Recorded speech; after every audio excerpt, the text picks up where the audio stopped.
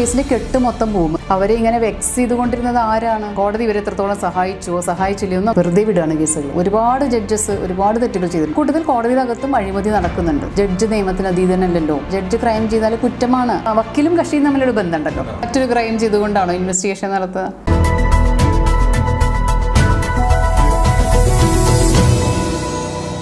ദിലീപിന്റെ കേസ് ഒത്തിരി വലിഞ്ഞു നീണ്ടു. എളുപ്പം തീർക്കാൻ വേണ്ടിയിട്ട് പ്രത്യേക കോടതിയൊക്കെ ഉണ്ടാക്കിയ കേസ് വർഷം വലിഞ്ഞു നീണ്ടു.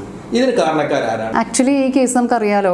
അതിൻ്റെ മെറ്റീരിയൽ ഒബ്ജക്റ്റിന് വേണ്ടിയിട്ട് കോടതിയെ സമീപിച്ചതും പിന്നെ അത് തള്ളിയതും പിന്നെ സുപ്രീം കോടതി പോയതും അങ്ങനത്തെ പ്രോസസ്സ് അതിൻ്റെ ഉള്ളിൽ കുറേ തവണ വന്നിട്ടുണ്ടല്ലോ. അപ്പോൾ ഈ കേസിൻ്റെ കെട്ട് മൊത്തം പോകും. ഒരു അപ്പീൽ പോകാന്ന് പറഞ്ഞാൽ ഈ കേസിൻ്റെ മൊത്തം ഇവിടെ സ്ട്രക്ക് ആവുകയും കേസ് നേരെ ഹൈക്കോടതി പോയിരിക്കും, പിന്നെ സുപ്രീം കോടതി പോയിരിക്കും. അങ്ങനെ പോകുന്ന കാരണം കൊണ്ട് ഉണ്ടായിട്ടുള്ള ലാഗാണ്. എനിക്ക് വേണ്ടി 15 ദിവസമാണ് കോടതിയുടെ വിലപ്പെട്ട സമയം പാഴാക്കിയതെന്ന് പറയും. ഞാൻ ഒരു കൂട്ടിൽ നിൽക്കുന്ന ഒരു സാക്ഷിയാണ് അവർ. ഈ സാക്ഷി പറയാണ്, നിങ്ങൾ എന്നെ 15 ദിവസം ചോദ്യം ചെയ്യുമെന്ന് എതിർഭാഗം വക്കീലന്മാരോട് ആരെങ്കിലും പറയൂ? എതിർഭാഗം വക്കീലന്മാരല്ലേ സമയമെടുത്തത് ഇത്രയധികം? നിങ്ങൾ എന്തിനാണ് ഇത്രയധികം സമയം എടുത്തത്? നിങ്ങൾക്ക് പതുക്കെ വേഗം ചെയ്യാമായിരുന്നല്ലേ? നിങ്ങൾക്ക് 3 ചോദ്യം ചോദിച്ച് അവസാനിക്കുന്നില്ലേ? 300 ചോദ്യം ചോദിക്കുന്നതിന് പകരം. അപ്പോൾ ആരാണ് സമയം കൂടുതലെടുത്തത്? ട്രയൽ ആവശ്യമുണ്ടായിരുന്നത്, ട്രയൽ നടത്തിയത് എതിർഭാഗം വക്കീലന്മാരാണ്. അവർക്കല്ലേ സമയം എടുത്തത്. അപ്പോൾ ആ സമയം വേണ്ടി പ്രതിക്ക് വേണ്ടിയല്ലേ പോയത്. 15 ദിവസം ഒരാളെ കൂട്ടിൽ നിർത്തിക്കൊണ്ട് തന്നെയും പിന്നെയും ഒരേ ചോദ്യങ്ങൾ കണ്ടിന്യൂസ്ലി ചോദിച്ച് പല രീതിയിൽ ചോദിച്ച് അവരെ ഇങ്ങനെ വെക്സ് ചെയ്തുകൊണ്ടിരുന്നത് ആരാണ്? ഡിഫൻസ് ലോയറാണ്. അവരുടെ അവകാശമാണത്. അപ്പോൾ ആക്ച്വലി അവിടെ ഹറാസ് ചെയ്യപ്പെട്ടത്, സിസ്റ്റമിക് ഹറാസ്മെൻറ്റ് അനുഭവിച്ച ആൾ പ്രോസിക്യൂട്രിക്സ് അതിജീവിത. അതിൻ്റെ കൃത്യമായിട്ടുള്ള അതിൻ്റെ ഗുണം കിട്ടിയത് ഡിഫൻസിന് സമയം കിട്ടി. ഇഷ്ടംപോലെ പഠിച്ചു വന്ന് പിറ്റേഴ്സും. ഇവിടെ നമ്മുടെ നാട്ടിൽ നമ്മുടെ സാധാരണ കോടതികളിൽ നിങ്ങളൊരാളെ വിസ്തരിക്കാൻ കയറ്റി നിർത്തുക, ഒരു 20 വട്ടം കോടതി ഇടപെടും. ഇത്ര ചോദ്യം മതി, ഇത്ര മതിയെന്ന് പ്രോസിക്യൂട്ടറും കോടതി എല്ലാം കൂടിയിട്ട് ഇത്ര വിസ്തരിച്ചാൽ മതി എന്ന് പറയും. അയ്യോ ഇതേ ഹറാസ്മെൻറ്റാണ്, അത്രയും ചോദിക്കാൻ പാടില്ല, ഇത്ര അത് ചോദിച്ചു ഇത് ചോദിച്ചു, അത് ക്യാരക്ടർ അസാസിനേഷനാണ്, മറ്റാണ് മറിച്ചാണ്, എന്തൊക്കെ പറഞ്ഞിട്ട് ഇടപെടും. ഇവിടെ ഒന്നും ഉണ്ടായില്ലല്ലോ. ആരും അവർ ഒന്നാമത്തെ കാര്യം എൻ്റെ ഉള്ളിൽ നമ്മളാരും ഇല്ല. അപ്പോൾ കോടതി എന്തോരം ഇടപെട്ടു, കോടതി ഇവരെ എത്രത്തോളം സഹായിച്ചുവോ സഹായിച്ചില്ലയോ എന്ന് നമുക്കറിയില്ല. അവർ പറയുന്നത് നമ്മൾ മനസ്സിലാക്കുന്നത് അവർ ഭയങ്കരമായിട്ട് ഹറാസ് ചെയ്യപ്പെട്ടു എന്നാണ്. അപ്പോൾ അതിൽ നിന്ന് നമ്മൾ മനസ്സിലാക്കണം അവരാരും സഹായിച്ചിട്ടില്ല എന്ന്. ഈ കേസിൻ്റെ പ്രൊസീഡിങ്സ് അത് രഹസ്യമാക്കി വെക്കുന്നതിൻ്റെ ഗുണമാണോ ദോഷമാണോ ഇരയ്ക്ക് കിട്ടുന്നത്? ആക്ച്വലി എന്താ പറയുക, സ്ത്രീകളുടെ നേരെ നടക്കുന്ന ഈ ലൈംഗിക അതിക്രമങ്ങൾ രഹസ്യമാക്കി വെക്കണമെന്ന് നമ്മൾ ആഗ്രഹിക്കും. നമ്മുടെ സ്വകാര്യതയെ മാനിക്കാൻ വേണ്ടിയിട്ടാണ്. ഇപ്പം എൻ്റെ നേരെ ലൈംഗിക അതിക്രമം നടന്നിട്ടുണ്ടെങ്കിൽ എൻ്റെ സ്വകാര്യ ഭാഗങ്ങളിലാണല്ലോ ഈ ലൈംഗിക അതിക്രമം നടക്കുന്നത്. അപ്പോൾ അത് മുഴുവൻ ഇങ്ങനെ മസാല പോലെ ആളുകൾ പറയുകയും റിപ്പോർട്ട് ചെയ്യുകയൊക്കെ ചെയ്യുന്നത് മറ്റുള്ള ആൾക്കാർ കാണും കേൾക്കുമ്പോൾ നമ്മൾ ഭയങ്കരമായിട്ട് എംബ്രാസ്ഡ് ആയിപ്പോൾ നമുക്കൊരു ബുദ്ധിമുട്ടാണ്. എല്ലാവർക്കും കോടതി തള്ളിക്കയറാം, എല്ലാ പത്രപ്രവർത്തനം വന്നിരിക്കും, എല്ലാവരും അത് നമ്മൾ ഒഴിവാക്കാൻ വേണ്ടിയിട്ടാണ് നമുക്ക് നിർബന്ധമായി ഇൻ ക്യാമറ പ്രൊസീഡിങ്സ് വേണമെന്ന് പറയുന്നത്. പക്ഷേ ഇൻ ക്യാമറ പ്രൊസീഡിങ്സ് ഉണ്ടാകുമ്പോൾ അതൊരു കോടതിയാണ്. അതിനകത്ത് എൻ്റെയും മനുഷ്യാവകാശങ്ങൾ എന്താ പറയുക, കൃത്യമായി തന്നെ പാലിക്കപ്പെടണം. എൻ്റെ നേരെ ഹറാസ്മെൻറ്റ് ഉണ്ടാവാൻ പാടില്ല. ഞാൻ ഇൻ ക്യാമറ പ്രൊസീഡിങ്സ് ചോദിച്ചു എന്ന് വെച്ചിട്ട് നിങ്ങളെല്ലാവരും കൂടി എന്നെ ക്രൂശിക്കാനുള്ള അവസരമായിട്ട് അത് മാറാൻ പാടില്ല. അപ്പോൾ ഇവിടെ ഉണ്ടായത് എന്താ വെച്ചാൽ, ഇൻ ക്യാമറ പ്രൊസീഡിങ്സ് ആയതുകൊണ്ട് ഈ സ്ത്രീ പറയുന്നു എൻ്റെ നേരെ ഹറാസ്മെൻറ്റ് ഉണ്ടായി എന്ന് പറയുമ്പോൾ നമുക്കത് വിശ്വസിക്കാതിരിക്കാൻ നിവൃത്തിയില്ല. അല്ലെങ്കിൽ വന്ന് പറയണം ബാക്കിയുള്ള ആൾക്കാർ, എന്താ പറയുക, അവരെ എന്താ പറയുക, ക്രോസ് ചെയ്ത വക്കീലന്മാരും ജഡ്ജും ഒക്കെ പറയണം, ഞങ്ങളൊന്നും അങ്ങനെ ചെയ്തിട്ടില്ല എന്ന് പറയണം. ഇതിപ്പോൾ അവർക്കും വിളിച്ച് പറയാൻ പറ്റില്ല. എന്നെ ഇന്ന ചോദ്യങ്ങൾ ചോദിച്ചുകൊണ്ടാണ് മുറിച്ച് വേദനിപ്പിച്ചത് പറയാൻ പറ്റില്ല. ആർക്കും പറയാൻ പറ്റില്ല. കാരണം these all things are in camera proceedings. ആ കുട്ടി അനുഭവിച്ച പീഡനം ഇപ്പോഴും ആ കുട്ടി അനുഭവിച്ചുകൊണ്ടേയിരിക്കുന്നു നിരന്തരം. അങ്ങനെ തോന്നുന്നില്ലേ? അങ്ങനെയാണ് എല്ലാ സ്ത്രീ പീഡന കേസുകളിലും. സ്ത്രീകളുടെ നേരെയും കുട്ടികളുടെ നേരെ നടന്ന ഒഫൻസുകൾ വീണ്ടും ചോദ്യം. ഒന്നാമത്തെ കാര്യം എന്താ അറിയോ, ഇപ്പം എന്നോട് ചോദിക്കുകയാണ് അന്ന് എന്താ സംഭവിച്ചതെന്ന് ചോദിച്ചാൽ നമ്മൾ വീണ്ടും അതേ പൊസിഷനിലേക്ക് പോവാണ്, ആ ദിവസത്തിലേക്ക് എത്തുകയാണ് നമ്മൾ. അതേ വേദനകൾ അല്ല, നമ്മളത് വീണ്ടും പറയുന്ന സമയത്ത് നമ്മളുടെ തലച്ചോറ് അങ്ങനെയല്ലേ വർക്ക് ചെയ്യുക. നമ്മൾ എന്തുകൊണ്ട് അത് പറയുന്ന സമയത്ത് കണ്ണീരൊഴുകുന്നതൊക്കെ, എൻ്റെ അച്ഛൻ മരിച്ചുപോയി 30 കൊല്ലം മുൻപ് എന്ന് പറയുമ്പോൾ എനിക്ക് അപ്പം സങ്കടം വരില്ലേ? എന്താ കാരണം, ആ മരിച്ച ഈ ദിവസത്തിലാണ് ഞാൻ പോയി നിൽക്കുന്നത്. അല്ലാതെ അച്ഛൻ ഇപ്പോൾ മരിച്ചിട്ടില്ലല്ലോ, 30 കൊല്ലം മുൻപല്ലേ മരിച്ചത്. അപ്പോൾ അതുപോലെയാണ് ഈ സംഭവം. അപ്പോൾ ഞാൻ ഈ കാര്യം പറയുമ്പോൾ ഞാൻ വീണ്ടും അതിലൂടെ തന്നെയും പിന്നെയും എൻ്റെ ഉള്ളിൽ കൂടെ കടന്നു പോവാണ്. അപ്പോൾ എത്ര വട്ടം ഞാൻ ഈ വേദന അനുഭവിക്കുന്നതെന്ന് ആലോചിച്ച് നോക്കൂ. അതാണ് സങ്കടം.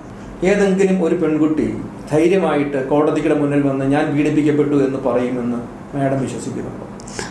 അങ്ങനെ പറയാൻ പറ്റില്ല. കാരണം എന്താ വെച്ചാൽ ഞാൻ ഇനിയും നമുക്കിതിലുള്ളൂ ആശ്രയം. അതുകൊണ്ട് തന്നെ നമ്മൾ ഇനിയും കോടതിയെയും നിയമങ്ങളെയും ഒക്കെ നമ്മൾ വിശ്വസിക്കുകയും ആ സിസ്റ്റത്തിൻ്റെ അകത്ത് നിന്ന് അവരെ വിമർശിക്കുകയും ഈ നിയമങ്ങൾ മാറാൻ വേണ്ടി ഉള്ള എന്താ പറയുക ആക്ടിവിസ്റ്റ് റോളിൽ നിന്നുകൊണ്ട് സമരങ്ങൾ ചെയ്യുകയും ഇടപെടുകയും ഒക്കെ ചെയ്തുകൊണ്ടിരിക്കുകയാണ്. കാരണം എന്താ വെച്ചാൽ നമുക്ക് മനസ്സിലാകുന്നുണ്ട് ഓരോ കേസുകൾ ചെല്ലുമ്പോഴും അതിൻ്റെ എത്രത്തോളം നെഗറ്റീവാണ് സിസ്റ്റം നമ്മളോട് പ്രവർത്തിക്കുന്നത് നമ്മൾ മനസ്സിലാകുമ്പോൾ അതിനെ കറക്റ്റ് ചെയ്യേണ്ടതുണ്ട്. ഇപ്പോൾ ഈ കേസിൽ അങ്ങനെ സംഭവിക്കാതിരിക്കട്ടെ, അങ്ങനെ സംഭവിച്ചു എന്ന് കരുതിയിട്ട് മറ്റുള്ള പെൺകുട്ടികൾ പോകാതിരിക്കാൻ പാടില്ല. കാരണം തെളിവുകളുടെ അഭാവത്തിൽ മാത്രമാണ് ഒരു ആളെ കുറ്റവാളി അല്ലാതാക്കുന്നത്. കുറ്റവാളി എന്ന് പ്രഖ്യാപിക്കാൻ പറ്റുന്നില്ല, കാരണം എന്താ, തെളിവില്ലാത്തതുകൊണ്ട്. പക്ഷേ അതിൻ്റെ അർത്ഥം അയാൾ നിരപരാധി എന്നുള്ള പ്രഖ്യാപനമില്ല. കോടതി ഒരാൾക്കും യു ആർ ഇന്നസെൻ്റ് എന്ന് എഴുതി തരില്ല, യു ആർ എക്വിറ്റഡ് എന്ന് എഴുതി തരണം. നിങ്ങൾ വെറുതെ വിടുന്നു. കാരണം എന്താ, നിങ്ങൾക്ക് എതിരായിട്ടുള്ള തെളിവുകൾ സംശയത്തിന് അതീതമായി തെളിയിക്കാൻ പ്രോസിക്യൂഷന് വീഴ്ച പറ്റി, കോടതിയെ ബോധിപ്പിക്കാനുള്ള തെളിവുകൾ ഉണ്ടായില്ല എന്ന് മാത്രമേ പറയാൻ സാധിക്കുള്ളൂ. അല്ലാണ്ട് അയാൾ നിരപരാധി എന്ന് പറയാൻ സാധിക്കില്ല.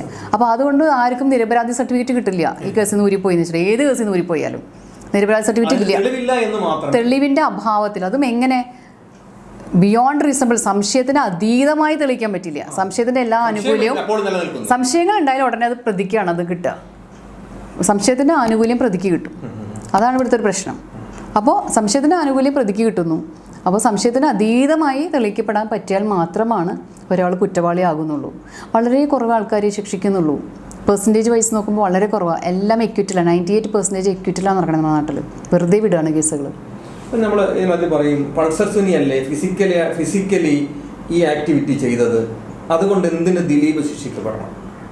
കോൺസ്പിറസി കേസുകളല്ലേ ഇത്, ഗൂഢാലോചന നടത്തിയിട്ട് ഞാൻ ഇവിടുന്ന് ഗൂഢാലോചന ചെയ്യാണ് ഇന്നാളെ കൊല്ലണമെന്ന്, ഞാൻ അയാൾക്ക് വേണ്ട പണവും പൈസയും ഏർപ്പാടും എല്ലാ സംഗതികളും ഏർപ്പാടാക്കി കൊടുക്കുന്നു, അല്ലെങ്കിൽ നീ ചെയ്തു വരൂ, നിനക്ക് തന്നെ ഇത്ര രൂപ തരാമെന്ന് കൊട്ടേഷൻ കൊടുക്കുന്നു.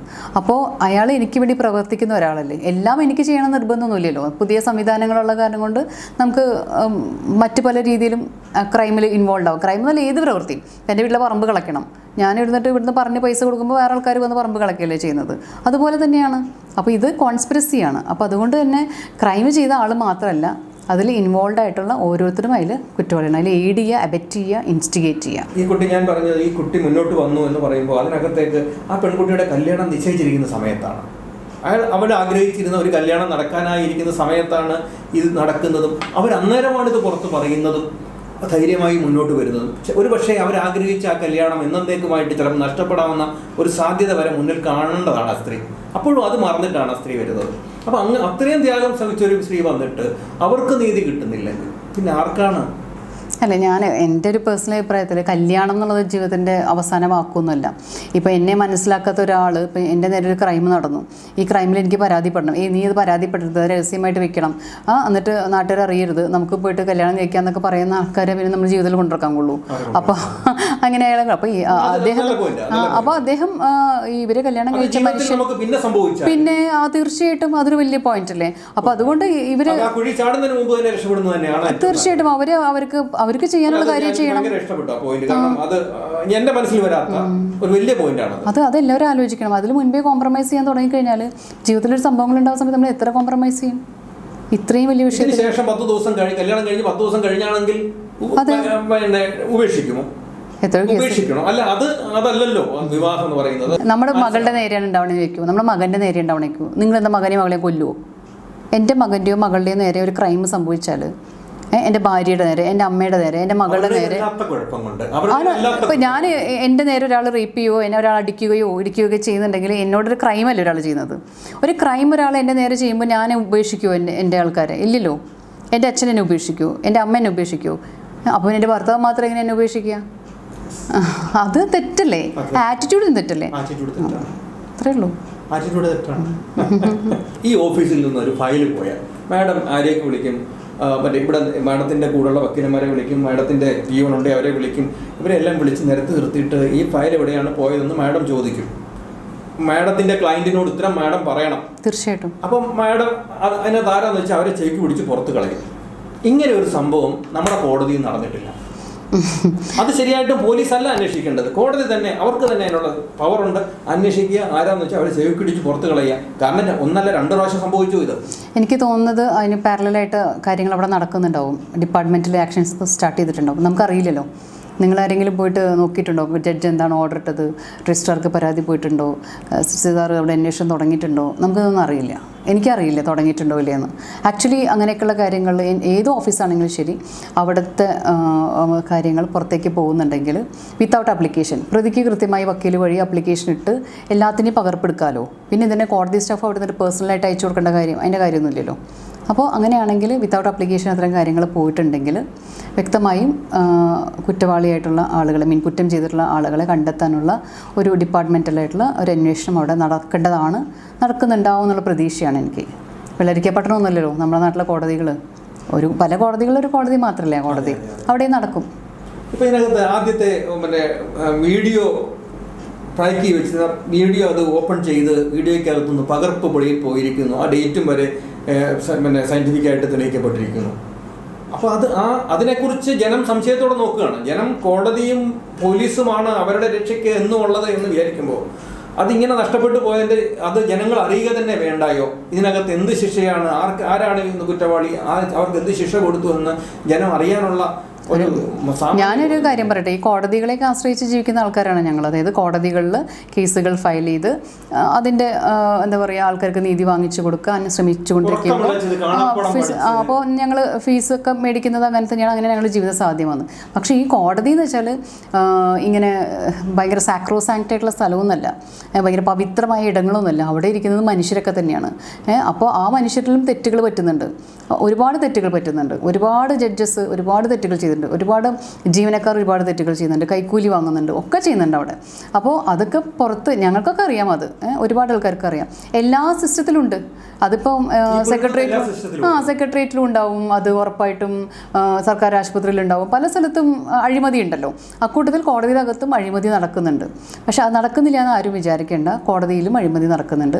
അത് പുറത്തേക്ക് കൊണ്ടുവന്നൊരു ഇൻസ്റ്റൻസ് ആണിത്. ഇത്തരം കാര്യങ്ങളെ സംബന്ധിച്ച് ആർക്കും ഒരു അക്ഷരം പോലും മിണ്ടാൻ കഴിയാത്ത വിധത്തിൽ ജനങ്ങളുടെ എല്ലാം അല്ലെങ്കിൽ മാധ്യമപ്രവർത്തകരുടെ എല്ലാം വാ മൂടി കെട്ടിയിരിക്കുകയാണ്. എന്തെങ്കിലും പറഞ്ഞാൽ അത് കോടതി ലക്ഷ്യമാകാം. എങ്ങനെ കോടതി ലക്ഷ്യമാകുന്നു? കോടതിയുടെ ഉള്ളിലൊരു ഒരു അഴിമതി ചെയ്താൽ അത് പുറത്തു കൊണ്ടുവന്ന് എങ്ങനെ കോടതി ലക്ഷ്യമാവാ? അത് കോടതി ലക്ഷ്യമാവില്ല. ഇങ്ങനെ ഒരു കാര്യം മാനിപ്പുലേറ്റ് ചെയ്യുന്നു എന്നതല്ല അതിനെക്കാട്ടി വലിയ പ്രശ്നമായി മാറുന്നത് ശരിയായിട്ടും ഇത് പുറത്തറിയുന്നു എന്നുള്ളതാണ് വലിയ പ്രശ്നമായി. പുറത്തറിയണം എന്നാണ് എനിക്ക് പറയാനുള്ളത്. കാരണം ഇവിടെ അഴിമതി ഉണ്ട് എന്നും ഇതൊക്കെ പരിഹരിക്കേണ്ട സ്ഥലങ്ങളാണെന്നും ഇവരൊക്കെ എല്ലാവരും നിയമത്തിന് എന്താ പറയുക താഴെ നിൽക്കുന്നവരാണെന്നും നിയമത്തിന് അതീതരായിട്ടുള്ള ആൾക്കാരില്ല. ജഡ്ജ് നിയമത്തിന് അതീതനല്ലല്ലോ. ഈ നാട്ടിലെ കോൺസ്റ്റിറ്റ്യൂഷൻ ജഡ്ജിനും ബാധകമാണല്ലോ. ഈ നാട്ടിലെ ക്രിമിനൽ ലോ, ജഡ്ജ് ക്രൈം ചെയ്താൽ കുറ്റമാണ്, പോലീസുകാരൻ ക്രൈം ചെയ്താൽ കുറ്റമാണ്, വക്കീൽ ക്രൈം ചെയ്താൽ കുറ്റമാണ്, സാധാരണക്കാരൻ ക്രൈം ചെയ്താൽ കുറ്റമാണ്. അപ്പോൾ ജഡ്ജ് അഴിമതി ചെയ്താലും, ജഡ്ജിൻ്റെ കീഴിലുള്ള സ്റ്റാഫ് അഴിമതി ചെയ്താലും, പോലീസുകാരൻ ചെയ്താലും, വക്കീൽ ചെയ്താലും, വക്കീൽ കൈക്കൂലി കൊണ്ടേ കൊടുത്താലും ഒക്കെ കുറ്റം തന്നെയാണ്. അത് കണ്ടെത്തണം.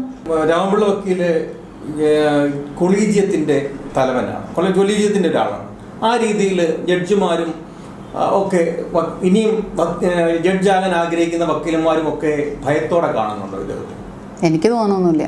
എനിക്ക് ജഡ്ജാവാനൊക്കെ താല്പര്യം ഉണ്ടല്ലോ. എനിക്ക് പക്ഷേ രാമപിള്ള വക്കീലായാലും ഏത് വക്കീലായാലും എന്ത് പറഞ്ഞാലും എനിക്ക് ശരിയെന്ന് തോന്നുന്ന കാര്യങ്ങളല്ലേ പറയുള്ളൂ. അതൊക്കെ അവനവൻ്റെ നൈതികത. ഇപ്പം മാഡത്തിനെ ഒരാൾ നമ്മുടെ ഇതിൻ്റെ മാഡം കൊള്ളാം, ഞാൻ ഒരു പ്രത്യേക താല്പര്യം കൊണ്ട് മാഡത്തിനെ ജഡ്ജായിട്ട് കൊളീജിയം ഇത് ചെയ്യുന്നു. അങ്ങനെ ചെയ്തു കഴിഞ്ഞാൽ മാഡത്തിന് ഒരു ചെറിയ മമത ഈ കൊളീജിയത്തിലുള്ള മെമ്പേഴ്സിനോട് ഉണ്ടാവില്ലേ മാഡം? ഞാൻ അങ്ങനത്തെ ആളല്ല. എത്രയോ മനുഷ്യരും സാധാരണക്കാരായ മനുഷ്യരുണ്ട് ഇതുപോലെ തന്നെ. ഒന്നാമത്തെ കാര്യം, ഇവരെയൊന്നും നമുക്ക് സ്വാധീനിക്കാനും ഇവരോട് മിണ്ടാനുമുള്ള എന്താ പറയുക ആ വലിപ്പം നമുക്കൊന്നുമില്ല.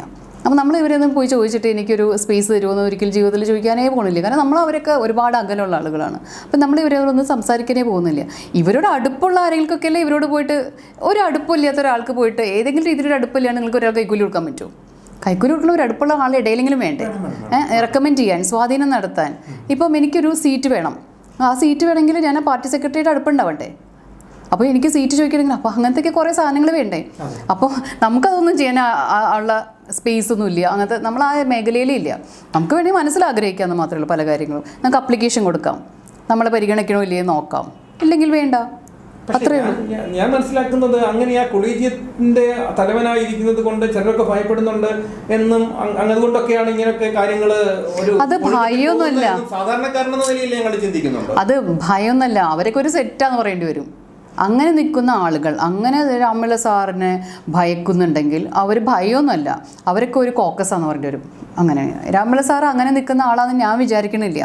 അദ്ദേഹത്തിൻ്റെ അവിടെ കൊളീഗത്തിലിരിക്കുന്ന ജോലി മറ്റേ പ്രതിയെ ഡിഫെൻഡ് ചെയ്യലൊന്നുമല്ലോ. അവിടെ പ്രതിയായിട്ട് അദ്ദേഹത്തിന് ഒരു ബന്ധമില്ലല്ലോ. അദ്ദേഹം വേറെ സ്പേസിൽ വേറെ ജോലിയില്ലേ ചെയ്യണേ. അപ്പോൾ അവിടെ ഇരിക്കുമ്പോൾ അദ്ദേഹത്തിന് ഈ അനാവശ്യമായിട്ടുള്ള ആളുകളായിട്ടുള്ള കോക്കസിലൊക്കെ പോയി പെടുന്ന കാര്യം അതൊന്നും ചെയ്യാൻ വഴിയില്ലേ. അതൊക്കെ പുറത്ത് വെറുതെ നമുക്ക് വെറുതെ എന്ന് പറയാം, ഒരാൾക്ക് വിട്ടെന്ന് പറയാം, എനിക്ക് പിണറായി വിജയൻ സഖാവായിട്ട് നല്ല ബന്ധമാണ്, ഞാൻ നിങ്ങൾക്ക് അത് കൊണ്ടേ കൊടുക്കാതെ എത്ര ആൾക്കാർ കൈക്കൂലിയൊക്കെ വാങ്ങിച്ചു കൊണ്ടുപോകുന്നുണ്ട്, അവിടേക്ക് എത്തുന്നുണ്ടോ? തിരുവനന്തപുരത്തേക്ക് എത്തില്ലല്ലോ. ഇവിടുന്ന് പറയലും ഡയലോഗ് ഉണ്ടാവുള്ളൂ. അതൊക്കെ വെറുതെ പുറത്ത് കിടന്ന് പറയുന്ന ആൾക്കാരായിരിക്കും. അങ്ങനെ ഉണ്ടാവാലോ. കുറേ പുകമറകൾ ഉണ്ടാക്കുകയല്ലേ ആൾക്കാർ ചെയ്യണം. പൾസർസിന് കൊണ്ടുവന്ന് ഈ ഫോൺ കൊണ്ടുവന്ന് കൊടുത്തത് അമ്പലപ്പുഴയുള്ള 2 വക്കീലന്മാരുടെ കയ്യിലാണെന്നും ആ വക്കീലന്മാർ അത് അന്ന് തന്നെ നശിപ്പിച്ച് കളഞ്ഞു വന്നു. ഈ നശിപ്പിച്ച് കളഞ്ഞതിൻ്റെ പേരിൽ പിന്നെ പ്രോസിക്യൂഷൻ കേസെടുത്ത് അവരെ പ്രതിയാക്കി. ആ പ്രതിയാക്കിയ ആളിനെ ശ്രീകുമാർ എന്ന് പറഞ്ഞ വക്കീൽ പോയി പിന്നെ അവർക്ക് വേണ്ടി കേസ് പറഞ്ഞ് രക്ഷിച്ചു കൊണ്ടുവന്നു. ഈ ശ്രീകുമാറാണ് ഇരയുടെ വക്കീലായി. ഇവർക്ക് എന്ത് ആത്മാർത്ഥതയാണ് ഇതെന്ത് കിട്ടാൻ പോകുന്നത്? പ്രതിക്ക് വേണ്ടി ഇതിനകത്ത് യഥാർത്ഥമായ ആ ഡോക്യുമെന്റ്, ആ എക്യുപ്മെന്റ് നശിപ്പിച്ച് കളഞ്ഞ ആളിനെ രക്ഷിച്ച ആളാണ് ഇരയ്ക്ക് വേണ്ടി കേസ് വാദിക്കുന്നത് പറയുമ്പോൾ എന്ത് ആത്മാർത്ഥത കിട്ടുമെന്ന് ഞാൻ വിചാരിക്കുകയാണ്. എത്തിക്കലി സ്പീക്കിംഗ് എങ്ങനെ വെച്ചാൽ ഇപ്പം ഞാനൊരു ആളുടെ വക്കീലാണ്. അപ്പോൾ എതിർകക്ഷിയുടെ വക്കീലായിട്ട് പിന്നെ ഞാൻ ഈ വക്കാലത്ത് അല്ലെങ്കിൽ ഈ ജോലി കഴിഞ്ഞു, അത് കഴിഞ്ഞിട്ട് പിന്നെ എതിർകക്ഷിയുടെ കാര്യത്തിന് പോവാറില്ല. ഒരേ കേസിൽ ഒരിക്കലും പോവില്ല. ആണെങ്കിൽ തന്നെ അത് ഇൻട്രസ്റ്റ് അവിടെ വളരെ ഡിഫറെൻ്റായി മാറും എന്നുള്ളൊരു ആരോപണം കൂടി വരാൻ സാധ്യതയുണ്ട്. ഇവിടെ കക്ഷിയാണ് തിരഞ്ഞെടുക്കുന്നത് ആരാണ് എൻ്റെ വക്കീലാവണമെന്ന്. അപ്പോൾ മറ്റേ 2 അഭിഭാഷകർക്ക് വേണ്ടി ഹാജരായിട്ടുണ്ടെങ്കിൽ, എനിക്കറിയില്ല കേട്ടോ അദ്ദേഹമാണ് ഹാജരായത്, അതിൻ്റെ ഡീറ്റെയിൽസ് എനിക്ക് അറിയില്ല, ഏതൊരു വക്കീൽ പറഞ്ഞു എന്നല്ലേ പറയണത്. അദ്ദേഹം അങ്ങനെ ഹാജരായിട്ടുണ്ടെങ്കിൽ ആ വിവരം ഇവർ അറിഞ്ഞോ എന്ന് എനിക്കറിയില്ല. അതായത് ഈ പ്രോസിക്യൂട്ടേഴ്സ് ഇത് അറിയണം, ഇവർ അറിഞ്ഞോ എന്നറിയില്ല. അതേ ശ്രീകുമാർ തന്നെയാണോ ഇതേ ശ്രീകുമാർ എന്ന് അറിയില്ല. ഇനി അഥവാ അറിഞ്ഞാൽ തന്നെ അത് അദ്ദേഹത്തിന് ആ സമയത്ത് ആ കേസ് ചെയ്യുന്നതിൻ്റെ മാത്രം ഇൻട്രസ്റ്റ് ആയിരുന്നു. 2 വക്കീലന്മാരെ സഹായിക്കാൻ വേറൊരു വക്കീൽ പോയി, അത്രയേ ഉള്ളൂ എന്നും. അല്ലാതെ എനിക്ക് ഈ കേസിലെ യഥാർത്ഥ പ്രതികളുമായി യാതൊരു ബന്ധവുമില്ല എന്നും, ഇത് അനദർ കേസാണ് എന്ന രീതിയിൽ ഞാൻ ഇതിനെ ഇൻഡിപെൻഡൻ്റ്. പിന്നെ ഇവരും വക്കീലും കക്ഷിയും തമ്മിലൊരു ബന്ധമുണ്ടല്ലോ, അതും കൂടി നോക്കട്ടെ. അപ്പോൾ അവരിൽ ആ ട്രസ്റ്റ് ഉണ്ടെങ്കിൽ നമ്മളാരാ പറയാനായിട്ട്? സ്വാഭാവികമായിട്ട് ഡയറക്റ്റ്ലി 2 കേസുകളിൽ എതിർകക്ഷികൾ വന്നു കഴിഞ്ഞാൽ അങ്ങോട്ടും ഇങ്ങോട്ടും ട്വിസ്റ്റ് മാറാറില്ല വക്കീലന്മാർ. വക്കീലന്മാർ പറയുമോ, സോറി ഞാൻ ആദ്യം അവർക്ക് വേണ്ടി ഹാജരായ വക്കീലാണ്, നിങ്ങൾക്ക് വേണ്ടി ഹാജരാകാൻ പറ്റില്ല എന്ന് വക്കീലന്മാർ പറയും. അപ്പോൾ കക്ഷി പറയണം, ഇല്ല അവർ വീണ് ഹാജരായാലും എനിക്ക് കുഴപ്പമില്ല, എനിക്ക് നിങ്ങളെ വിശ്വാസമാണ്, നിങ്ങൾ എൻ്റെ കൂടെ നിൽക്കൂ എന്നാണ് പറയണേ വെച്ചാലോ. അങ്ങനെയുണ്ടല്ലോ. ബാലചന്ദ്രകുമാറിന്റെ ഇത്രയും 2-3 വർഷക്കാലം ഈ 2016 നടന്ന സംഭവം, 2017 നടന്ന സംഭവം, ഇപ്പോൾ ഇത്രയും നാളും ഒളിച്ചു വെച്ചിട്ട് ബാലചന്ദ്രകുമാർ വരുമ്പോൾ അതിനെ കോടതിക്ക് ഒരു എത്ര % വിശ്വാസ്യതയോടെ എടുക്കാൻ പറ്റും? അത് കോടതിക്ക് അത് നോക്കാനുള്ള ചില ഗൈഡ് ലൈൻസ് ഉണ്ട് ഓൾറെഡി. എനിക്ക് തോന്നുന്നു സുപ്രീം കോർട്ടാണെന്നാണ് അങ്ങനെ ഗൈഡ് ലൈൻ ഇട്ടിട്ടുള്ളതെന്ന് എനിക്ക് സംശയമുണ്ട്. പ്രധാനമായിട്ടൊരു കാര്യം ആലോചിക്കാം. ഇപ്പം ഞാൻ ബന്ധിതയാണ് ഏതെങ്കിലും കാരണവശാൽ, അപ്പോൾ എൻ്റെ ആ ഇൻട്രസ്റ്റിനെ ഹനിക്കുന്ന രീതിയിലുള്ള എന്തെങ്കിലും ഉണ്ടെങ്കിൽ ഞാൻ പറയില്ലല്ലോ. ഇപ്പം എൻ്റെ ഉള്ളിൽ രഹസ്യമുണ്ട്, പക്ഷേ എനിക്ക് രഹസ്യം പറയാൻ പറ്റില്ല. കാരണം എന്ന് വെച്ചാൽ ഞാൻ ബന്ധിതയാണ് മറ്റു പല കാരണങ്ങൾ കൊണ്ട്. അപ്പോൾ എൻ്റെ ബന്ധനം ഒഴിവാകുന്ന സമയത്തേ ഞാൻ പറയുള്ളൂ. അപ്പോൾ അങ്ങനെയായിരിക്കും സംഭവിച്ചിട്ടുള്ളൂ. ഏതെങ്കിലും കാരണവശാൽ ബാലേന്ദ്രകുമാറിന് എന്തുകൊണ്ടാണ് ഈ ലാഗ് ഉണ്ടായി എന്ന് കോടതിയെ ബോധിപ്പിക്കാൻ, ഇൻവെസ്റ്റിഗേഷൻ ഓഫീസറെ ബോധിപ്പിക്കാനുള്ള ഒരു സംഗതി ഉണ്ടായിട്ടുണ്ടാകും. കൂടുതൽ വാർത്തകളും വിശേഷങ്ങളും നിങ്ങൾക്ക് ലഭിക്കാൻ കേരളീയം ന്യൂസ് സബ്സ്ക്രൈബ് ചെയ്യുക. കൂടെ ബെൽ ബട്ടണും അമർത്തുക.